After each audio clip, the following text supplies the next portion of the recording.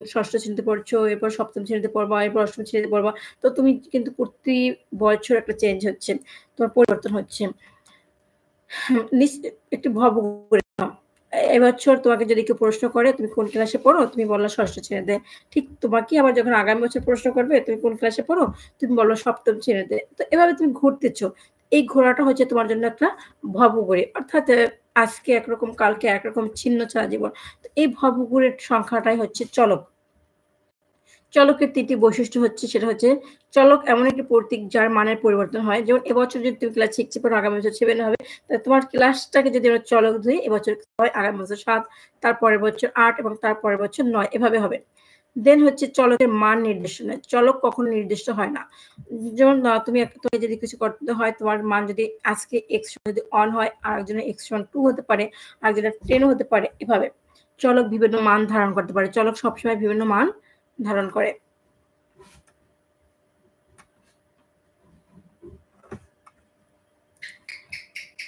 এরপর হচ্ছে ধ্রুবক। ধ্রুবক হচ্ছে অন্ধকার কনস্ট্যান্ট। ধ্রুবকের ইংরেজি হচ্ছে কনস্ট্যান্ট। আর আমাদের জানা প্রয়োজন চলকের মতো ধ্রুবকও পরিমাপযোগ্য রাশি যার মান পরিবর্তনশীল নয়। চলক যেহেতু পরিবর্তনশীল কিন্তু ধ্রুবক কখনো পরিবর্তনশীল নয়। তবে ধ্রুবকও একটা রাশি থাকে 1 2 3 4 100 500 10,000 সবই ধ্রুবক। কারণ এদের মানের কোনো পরিবর্তন ঘটে না।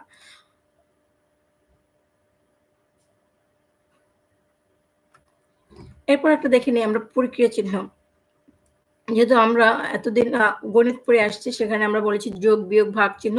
এখন দেখো সেই যোগ বিয়োগগুলোকে কিন্তু একটু পরিবর্তন হয়ে গেছে। সেটা হচ্ছে এই মুহূর্তে যোগ, প্লাস, বিয়োগ, মাইনাস, গুণ, ইনটু, ভাগ, ডিভিশন, বৃহত্তর, গ্রেটার দ্যান, ক্ষুদ্রতর, লেস দ্যান।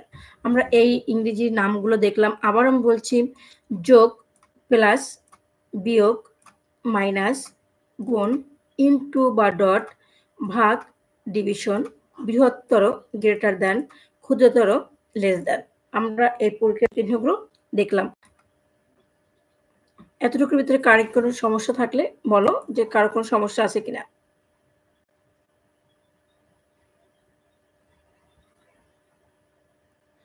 এবার আমরা 154 পৃষ্ঠার এই যে গ্রিড আছে গ্রিডটা সম্পর্কে জানবো।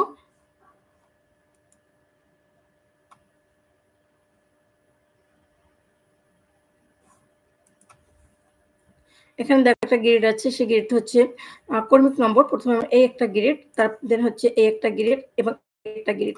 এখন এই গ্রিডগুলো হচ্ছে এখানে বলছে x প্লাস y এখন কিন্তু এভাবে লিখতে হবে x মাইনাস y। দেখো x ইন্টু y এখানে কিন্তু একটা ফোঁটা দেওয়া হচ্ছে এখানে একটা ফোঁটা দেওয়া থাকে না। কোনো দুটি যদি চলক থাকে বা দুটি রাশির মাঝখানে যদি কোনো চিহ্ন না থাকে সেটা কিন্তু গুণ হয়।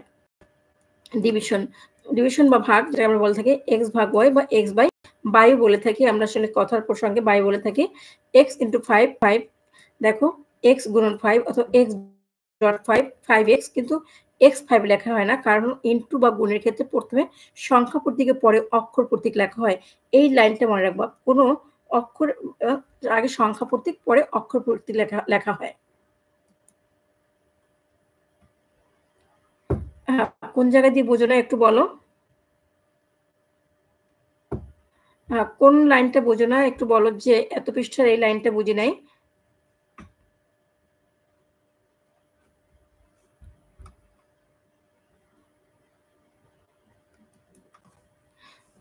কোনো সমস্যা নাই এটা বলছো নাকি বুঝি নাই আসলে আমি বুঝতে পারি নাই।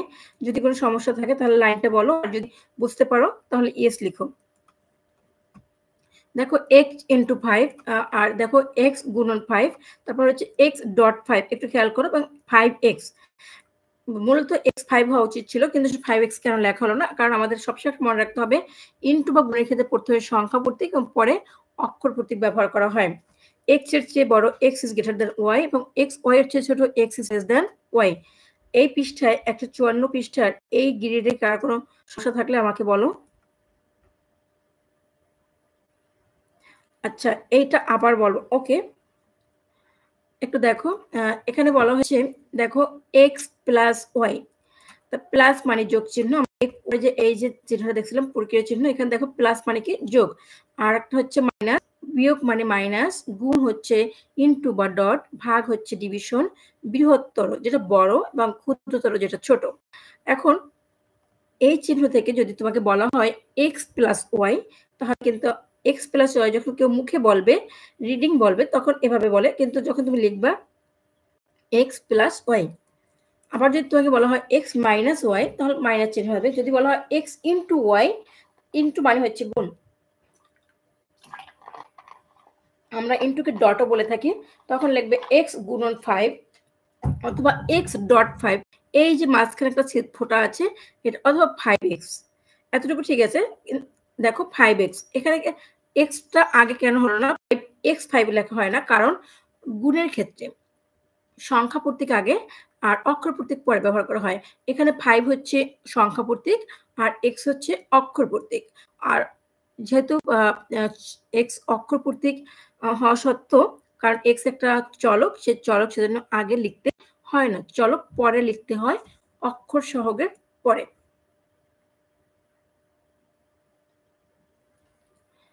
আমার মনে হয় এখন বুঝতে পেরেছ।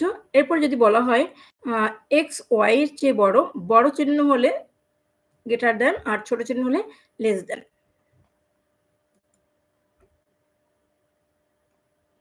আমার মনে হয় এই গ্রিডটা এখন বুঝতে পারছো। আর যদি তোমার কোনো সমস্যা থাকে সেটা আবার বলো, আমি আবার বুঝিয়ে দেব।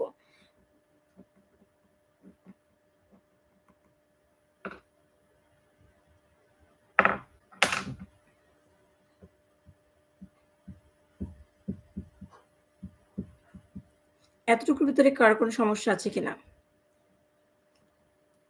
এখন আমরা আলোচনা করব ১৫৫ পৃষ্ঠা, এবং এটা খুব ইম্পর্টেন্ট একটা পৃষ্ঠা তোমাদের জন্য যারা ষষ্ঠ শ্রেণীতে আছো। এই মুহূর্তে তোমরা যারা ষষ্ঠ শ্রেণীতে আছো, মাহিয়া বলছে ৪ নম্বর। আচ্ছা, x ডিভিশন y, ডিভিশন মানে হচ্ছে ভাগ, বা x ভাগ y, আর x বাই y। মনে রাখবা প্রথম যে সংখ্যাটা থাকবে সেটা উপরে যাবে আর পরের সংখ্যাটা নিচে যাবে। তোমাকে যদি বলা হতো a ডিভিশন b, তাহলে a উপরে যেত, b নিচে আসতো। আবার যদি বলা হতো p ডিভিশন q, তাহলে p উপরে যেত, q নিচে আসতো। প্রথম যে সংখ্যাটা থাকবে সেটা আগে আসবে এবং পরেরটা পরে আসবে।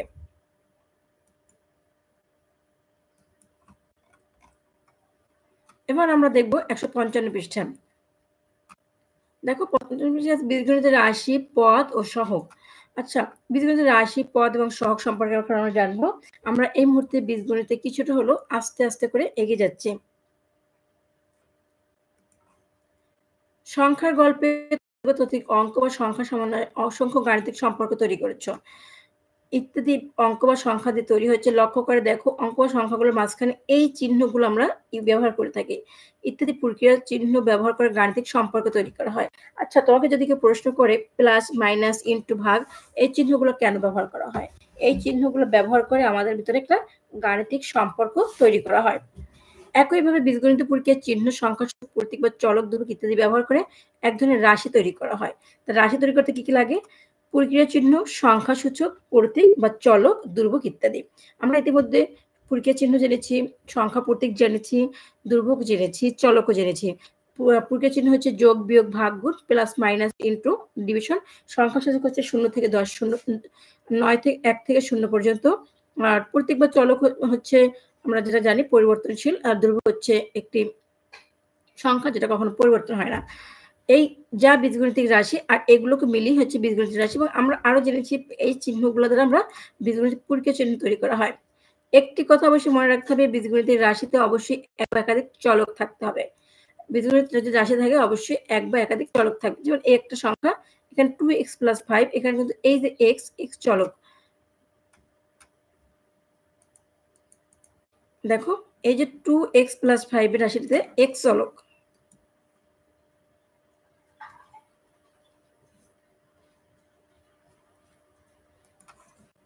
3x + 2y, এখানে x একটি চলক, y একটি চলক। 5x - 7y, এখানে y একটি চলক।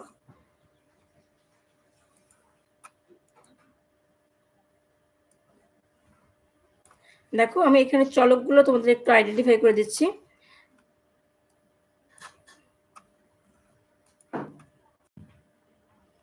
এই যে 5x, এই x চলক, 7y, এখানে y চলক। তারপর হচ্ছে 8x, x চলক, এই যে ওয়াই চলক। তো আমরা বুঝতে পারছি চলকগুলো।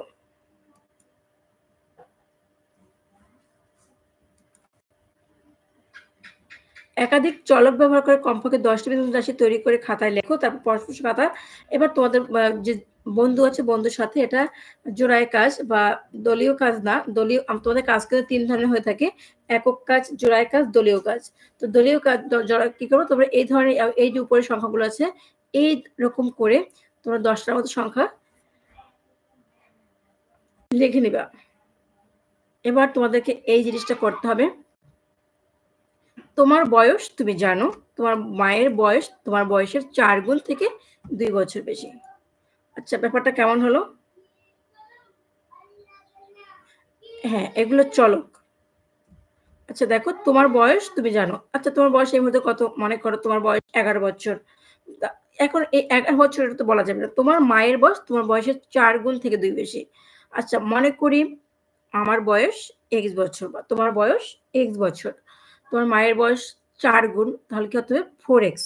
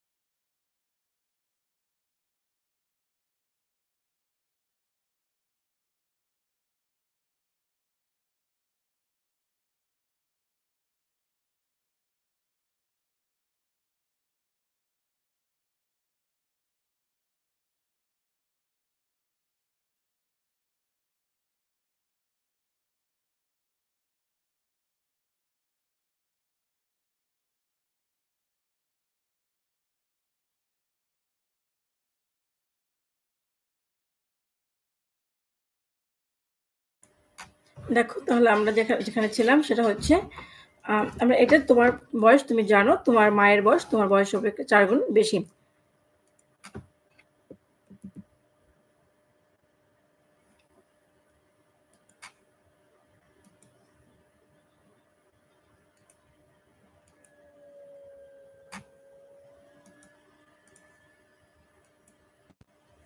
তাহলে আমরা দেখলাম যে মনে করি আমার বয়স বা তোমার বয়স X বছর।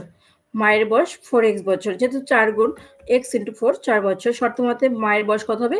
x + 4x + 2 বছর।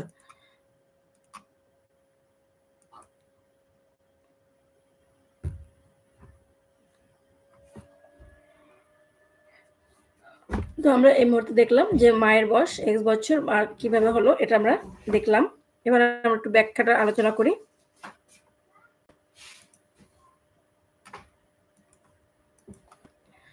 এখানে দেখবা মনে রাশি হবে 4x + 2 4x + 2 মানে যৌক্তিক ব্যাখ্যা এখানে হবে মনে করি আমার বয়স x বছর, মায়ের বয়স x প্লাস 4x বছর।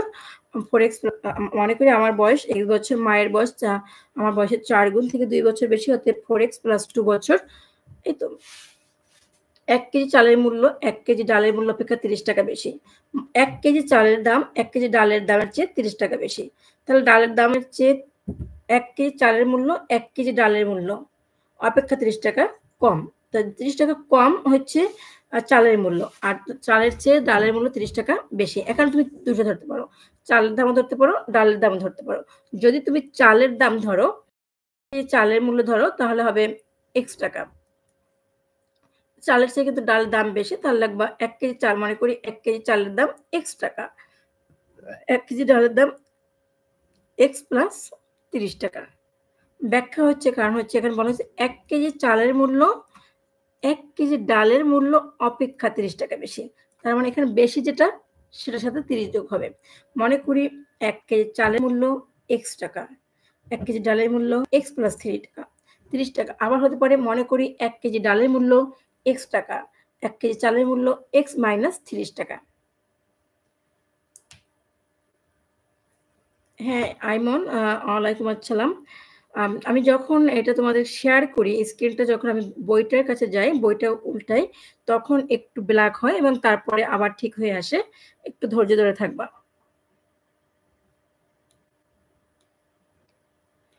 হ্যাঁ, আইমান অনেক, অনেক ধন্যবাদ জয়েন হওয়ার জন্য। আর তোমার যদি কোনো প্রশ্ন থাকে, প্রশ্নগুলো লিখে নিতে পারো।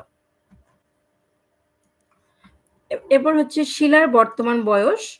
শিলার বাবার বর্তমান বয়স শিলার বয়সের ৪ গুণ। শিলার দাদার বয়স শিলা ও তার বাবার বয়সের সমষ্টি অপেক্ষা ১৫ বছর বেশি। আচ্ছা একটু খেয়াল করো। শিলার বাবার বর্তমান বয়স শিলার বয়সের ৪ গুণ। তাহলে মনে করি শিলার বয়স X বছর, শিলার বাবার বয়স X × 4 বা 4X বছর। শিলার দাদার বয়স শিলা ও তার বাবার বয়সের সমষ্টি অপেক্ষা ১৫ বছর বেশি। আমি একটু এখানে অঙ্কটা করি, তোমরা একটু দেখো।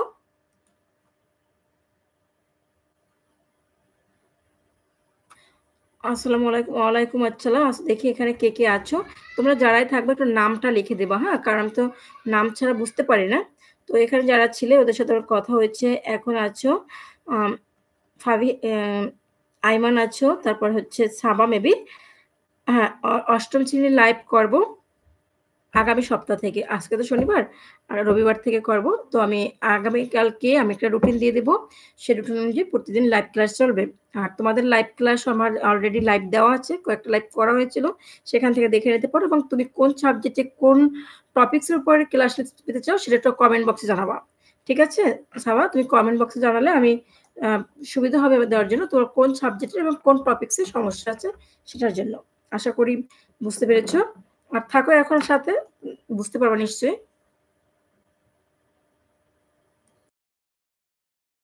বলা হয়েছে শিলার বাবার বর্তমান বয়স শিলার বয়সের ৪ গুণ। তো এখানে শিলার চেয়ে কিন্তু শিলার বাবার বয়স ৪ গুণ বেশি। মনে করি তাহলে শিলার বয়স X বছর আর শিলার বাবার বয়স 4X বছর। এতটুকু। তারপরে শিলার দাদার বয়স। আচ্ছা তাহলে শিলার বাবার বয়স X বছর বা শিলার বয়স X বছর আর শিলার বাবার বয়স 4X বছর। তাহলে শিলা এবং শিলার বাবার বয়স একত্রে কত? X + 4X বা 5X বছর। পরে বলছে শিলার দাদার বয়স শিলা ও তার বাবার বয়সের সমষ্টি অপেক্ষা ১৫ বছর বেশি। তাহলে শিলার দাদার বয়স হবে 5x + ১৫ অথবা x + 4x + ১৫। তো আমি একটু অঙ্কটা করি, তোমরা দেখে নাও।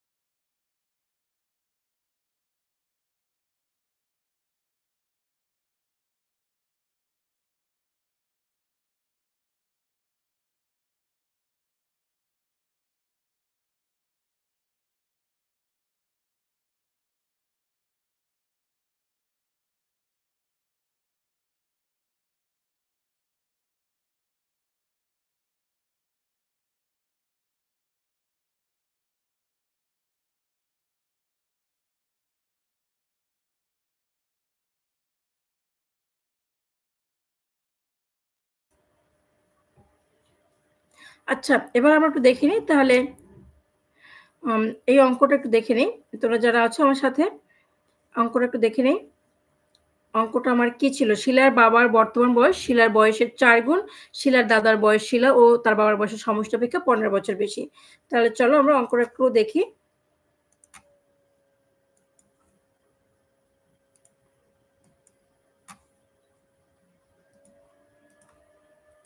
এতক্ষণ আমরা যেটা দেখলাম আমি একটু এভাবে তোমাদের সাউন্ড মিউট করে অঙ্কটা করে নিছি এখানে। একটু খেয়াল করো।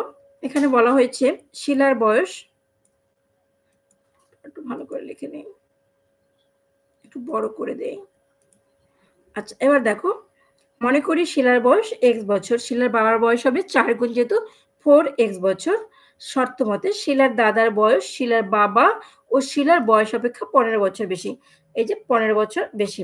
তাহলে শিলার দাদার বয়স হবে x প্লাস 4x প্লাস ১৫। এই যে দেখো এই x টা যদি আমি বলি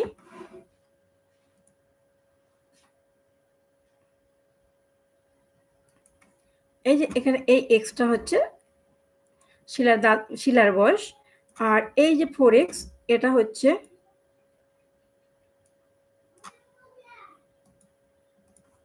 এটা হচ্ছে শিলার বাবার বয়স আর এটা হচ্ছে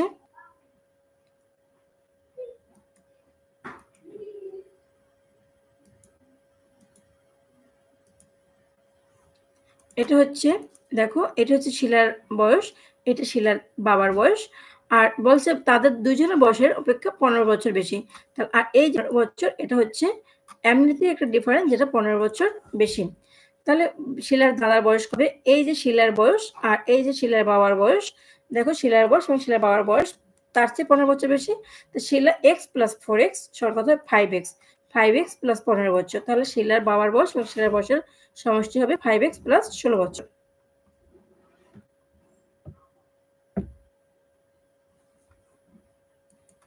আচ্ছা, দেখো এই অঙ্কটা বুঝতে পারছো কিনা?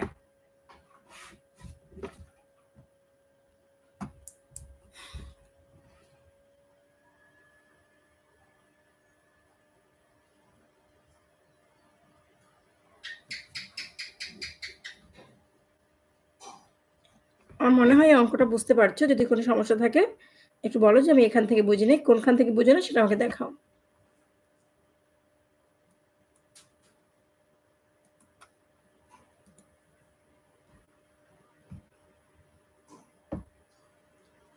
এই অঙ্কটা কারো কোনো সমস্যা আছে কিনা? এখন তোমরা কমেন্টে লিখে জানাও। আমি তো সবগুলো অঙ্ক করাবো না। কোন অঙ্কটা করিয়ে দেব একটু বলো, আমি করে দেব।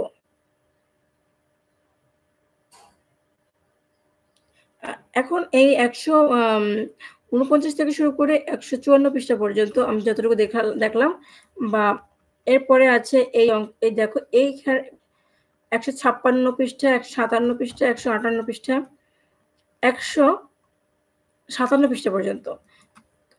আবার আমি বলছি ১৫৭ পৃষ্ঠা পর্যন্ত ১৪৯ থেকে ১৫৭ পৃষ্ঠা পর্যন্ত কোন অঙ্কগুলো তোমাদের করিয়ে দিতে হবে বা একটু বুঝতেছো না ওই নাম্বারটা আমাকে লিখো, পৃষ্ঠা নাম্বার এবং ওই নাম্বারটা লিখে জানাও। আমি এখন চেষ্টা করব সলিউশন করার জন্য।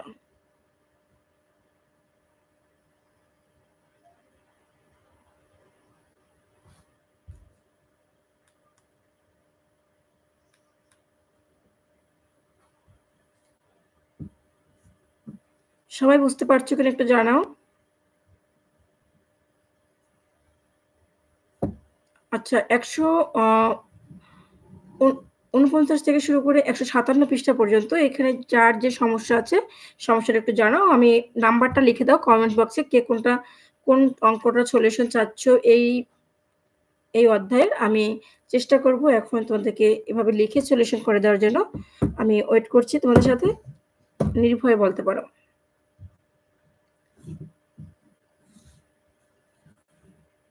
এবং আগামী দিনের লাইভ সেশনে আগামীকালকে আমি একটা রুটিন দিয়ে দেবো। সেই রুটিন অনুযায়ী তোমাদের নিয়মিত লাইভ সেশন হবে এবং তোমরা আমাকে লিখে জানাও তোমরা কে কোন অধ্যায় এবং কোন টপিকস এর উপরে লাইভ সেশন চাচ্ছ। আমি সেটা করার চেষ্টা করব। তোমরা ঝটপট লিখে জানাও কে কোন অধ্যায়ের উপরে কোন টপিকস এর উপরে লাইভ সেশন চাচ্ছ। যেমন গণিত আছে, গণিতের কোন অধ্যায়ে সবই বুঝতে পারছো, কোনো সমস্যা নেই। Thank you very much. আশা করি উপকৃত হয়েছো।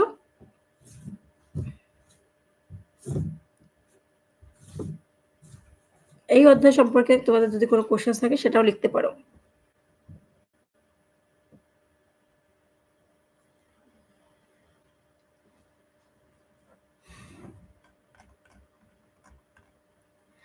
তোমরা অনেকেই আছো আমার সাথে এবং আসলে কিন্তু কে আছো সবাই তো কমেন্টস করছো না, এজন্য আমি বুঝতে পারতেছি না কে আছো। যদি কমেন্টস বক্সে লিখে থাকো তাহলে আমি বুঝতে পারবো কে আছো, কমেন্টে জানাও। আর নিয়মিত লাইভ সেশন পাওয়ার জন্য অবশ্যই আমার সাথে থেকো এবং তোমাদের যে সমস্যাগুলো আছে আমি চেষ্টা করব সমাধান দেওয়ার জন্য। একটু জানাও কার কি সমস্যা আছে এখন এই অধ্যায়ে। যদি কোনো সমস্যা না থাকে তাহলে আমি নেক্সট টপিকে যাব এবং তোমাদের জন্য কিছু কোশ্চেন্স রাখবো। আগামী শেষে সেই কোশ্চেন্সের আনসারগুলো দেবো অবশ্যই। আর একটা অ্যানাউন্সমেন্ট হচ্ছে, সেটা হচ্ছে তোমরা যারা রেগুলার আমার লাইভ সেশন জয়েন হবো এবং সেখান থেকে আমি কুইজ প্রশ্ন করবো এবং সেই কুইজের যে উত্তর দিতে পারবা সেখানে লটারির মাধ্যমে, ক্লাস অনুযায়ী লটারির মাধ্যমে 3 জনকে পুরস্কৃত করা হবে। হ্যাঁ, ভগ্নাংশের খেলা। ওকে, আমি মনে রাখলাম যে আগামী সেশনে আমি ভগ্নাংশের খেলা নিয়ে লাইভ সেশন করব। আর কোন অধ্যায় চাচ্ছ তোমরা একটু ঝটপট লিখে জানাও। তোমরা তো এখন অনেকেই আছো, আমি দেখতে পাচ্ছি তোমরা অনেকে আছো, কিন্তু কে আছো তা তো আমি জানি না। একটু লিখে জানাও কার কোন টপিকসে সমস্যা।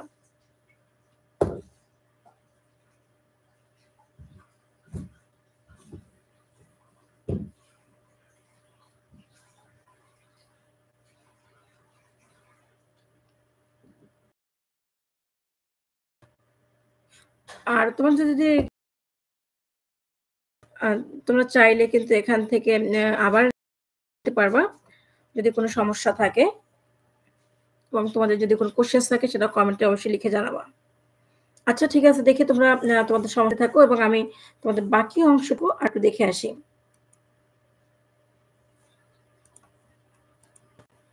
তো আমরা একটু আগে ছিলাম 156 পৃষ্ঠায় আমরা আসছি। এখন দেখো এই 57 পৃষ্ঠায় এই যে গ্রিড আছে, এই 57 পৃষ্ঠার গ্রিডগুলো এবং এখানে কিন্তু আরো কিছু গণিত ছিল। দেখো এই যে অ্যাপেল ছিল, তারপরে হচ্ছে এই যে আমরা এই অঙ্কটা করছিলাম এবং আরো কিছু গ্রিড কিন্তু আছে। সেই গ্রিডে যদি কারো কোনো সমস্যা থাকে তোমরা নাম্বারটা লিখে জানাও।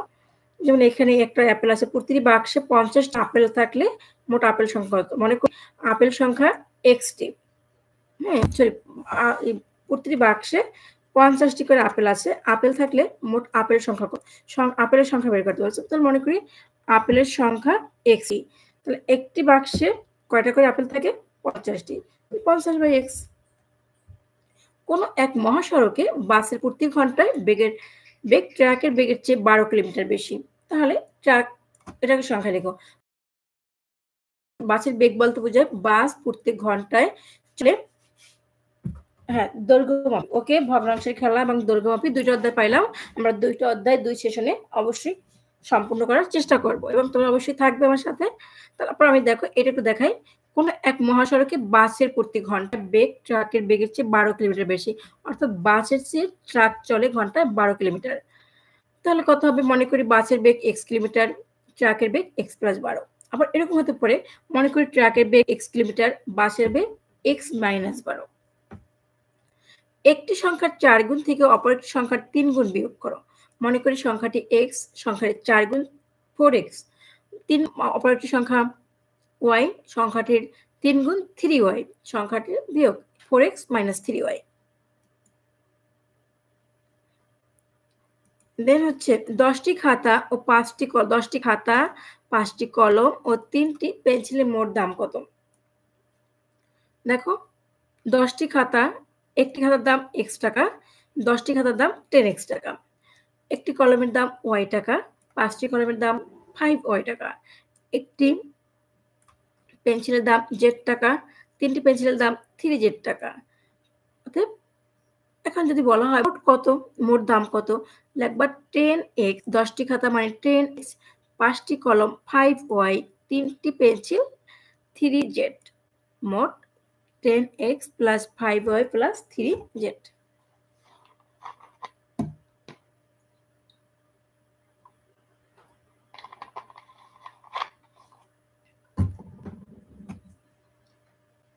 নেক্সট অঙ্কটা দেখি।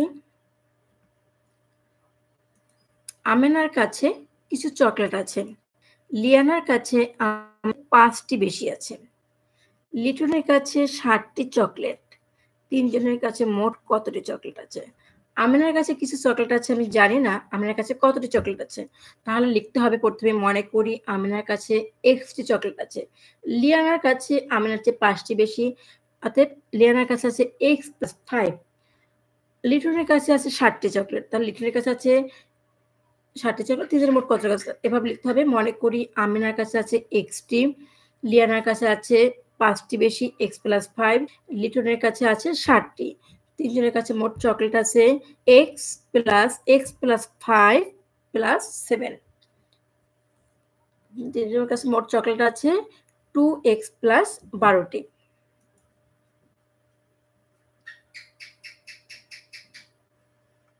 হ্যাঁ, আচ্ছা আমি মৌলিক উৎপাদকের গল্প একটু এটা বুঝিয়ে দেব।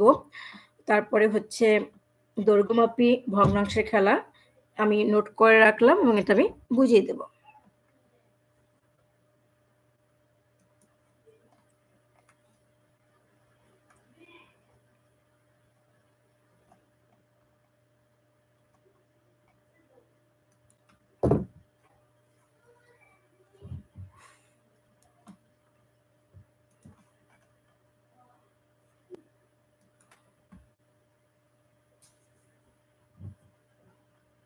আচ্ছা যতটুকু এখানে দেখলাম এতে কার কোন প্রশ্ন আছে কিনা একটু বলো?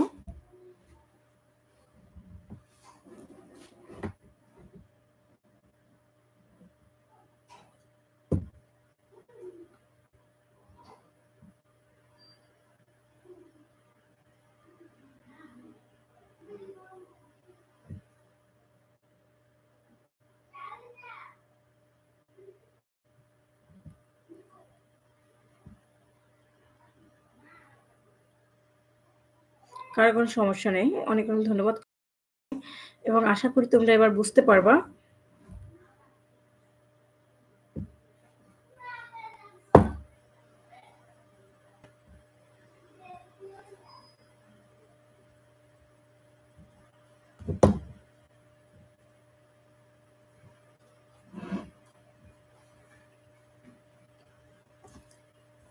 আচ্ছা তাহলে আমরা আবার একটু দেখে নিই পুরা যতটুকু আমরা আজকে আলোচনা করছি সেখান থেকে একটু রিভিশন আকারে দেখে নিই।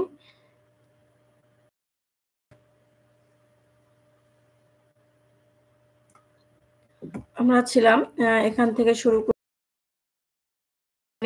আর তোমরা তোমাদের সাথে, সাথে ওইটা উল্টাও এবং একটু দেখো কি, কি এই যে মজার একটি গল্প ছিল অঙ্কের এটা কিন্তু তোমাদের বন্ধুর সাথে করতে ভুলো না এবং চাইলে তোমরা আমাকেও আমার বন্ধুদের সাথে এবং বড়দের সাথেও এই ধরনের গণিতে তাহলে আমরা একটু দেখে নিই শুরু থেকে আমাদের বইয়ে কি, কি ছিল আমরা আলোচনা করছিলাম এখান থেকে বীজগণিতিক রাশি। দেখো একটু সবাই।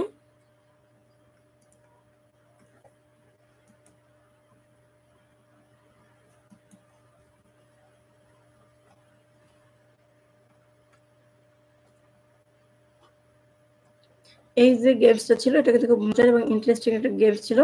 তোমরা কিন্তু অবশ্যই খেলবা, হ্যাঁ? জাস্ট যতই ধরো না কেন তুমি যদি সঠিকভাবে বলতে পারো তাহলে তোমার রেজাল্ট হবে ৩০, ছড়ির ১০। এবং এই যে ১ কাঠি ২ কাঠি ৩ কাঠি এটাও আমরা করব। খুব আমরা একটা অ্যাসেসমেন্ট করব তোমাদের সাথে নিয়ে। সেখানে অবশ্যই দেখতে পাবা। এই যে এটা।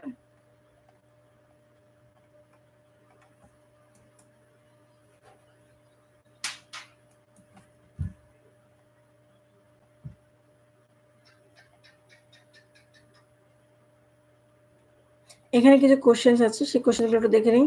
সময়ের সাথে, সাথে গতিবেগ একই রকম থাকে? না। পৃথিবীর সকল স্থানে প্রতিদিন তাপমাত্রার কোনো পরিবর্তন হয় কি? অবশ্যই পরিবর্তন হয়। সময়ের সাথে, সাথে শিশু বৃদ্ধির কোনো পরিবর্তন হয় কিনা? অবশ্যই হয়। বছরের পর বছর মানুষের বাড়ে না কমে? কমে। কখনো বয়স বাড়ে না।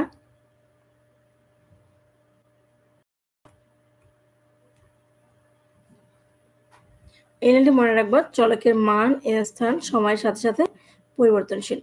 ঠিক আছে?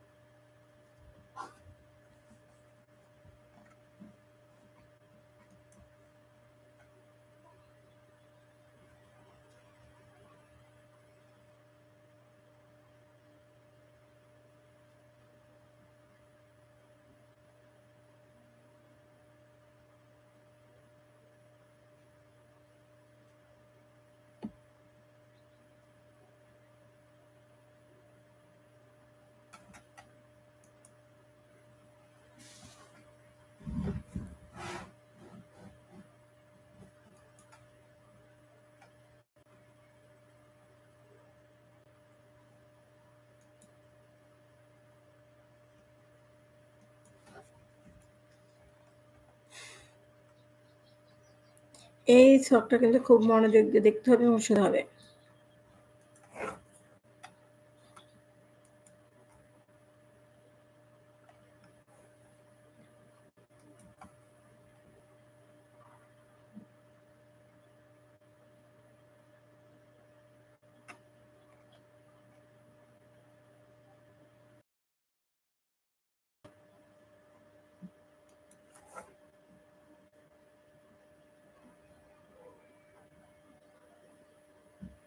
ক্লাস 7 এর লাইভ কবে হবে? হ্যাঁ, ক্লাস 7 এর লাইভ হবে। আর আগামীকালকে আমি একটা রুটিন দিয়ে দেব। সেই রুটিন অনুযায়ী প্রত্যেকদিন নিয়মিত লাইভ ক্লাস হবে। তোমরা সেই রুটিন অনুযায়ী চাইলে সেই রুটিনটা শেয়ারও করে দিতে পারো তোমাদের বন্ধুদের সাথে। যারা তোমাদের আছে, হয়তো তোমার কোনো বন্ধু আছে 6 এ পড়ে, 7 এ পড়ে, 8 এ পড়ে, 9 এ পড়ে, 10 এ পড়ে বা আত্মীয়স্বজন আছে, তাদের যদি কোনো সমস্যা থাকে চাইলে সেটা শেয়ার করে দিতে পারো।